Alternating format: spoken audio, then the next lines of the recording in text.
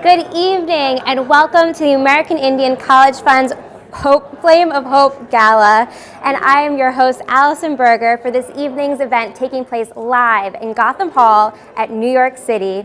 And tonight is a really special night because we are going to be not only talking to our long-term supporters of the College Fund, but we will be talking to the Native scholars themselves, taking a look at some Native American artwork and getting a backstage look with our musical guest before she hits the stage.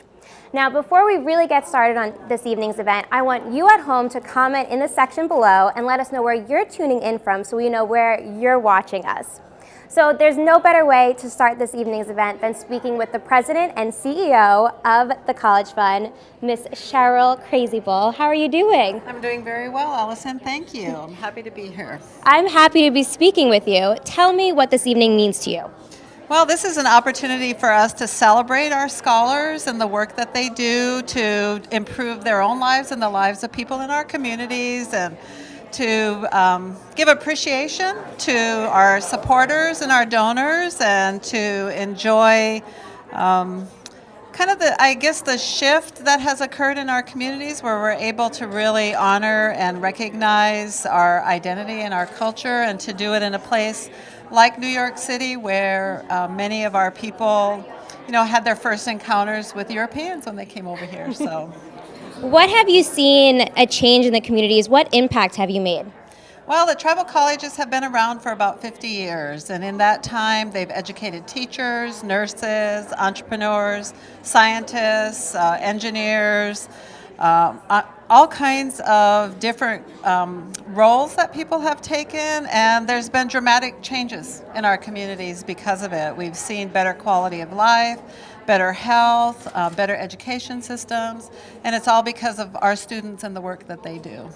And the College Fund empowers more than 4,000 Native American scholars every year. How does that make you feel? What joy does that bring to you? Well, it's very personal to me.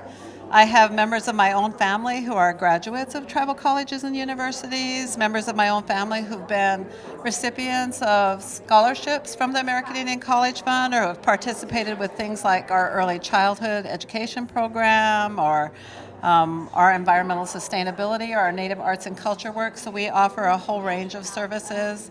But just being able to see members of my family who would not otherwise be able to get a college education, have that support, is just really personal. Yeah, and it's really incredible. And this evening being with your supporters, what is that like? Well, I'm really appreciative. I think that American Indian, Alaska Native people in this country are often invisible. I think we're often viewed as relics of the past. So being able to have people join us to tell our story and to really actually see us is a very positive experience. And so I'm very appreciative of the people who come and celebrate with us, because they carry that message with them into their workplace and into their family environments and throughout the rest of society. And it's even more special that we're able to share it with the rest of the world right now through Facebook. So for people that are watching and maybe this is their first time being exposed to the College Fund, what would you want them to know? Well, I think I want people to know that the College Fund is an organization that makes a difference, that we really do believe that education is the answer to many, if not all, of the social and economic kinds of challenges that all of society faces, not just tribal communities.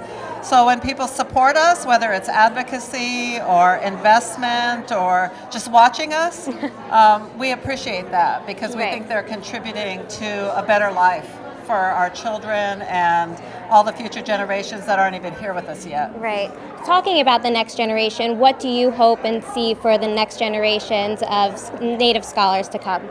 Well, what I've seen in my lifetime is a lot of Native scholars who are taking our knowledge and finding ways of sharing it in very positive experiences for our students and our communities. There's a lot of renewal, I guess, revitalization of our traditional knowledge. So people are able to take our knowledge about food, for example, and reinforce better eating habits and better nutrition. Our people are able to take knowledge. I always say that the most important thing that we do as tribal people is socialize our children. And so people are able to take their knowledge and enter into school systems and use that knowledge to help those school systems serve our children better. So just kind of things like that I've seen in my work and working with my communities. It's very lovely. So I have a question for you. Tell me, how do you say thank you in your native language?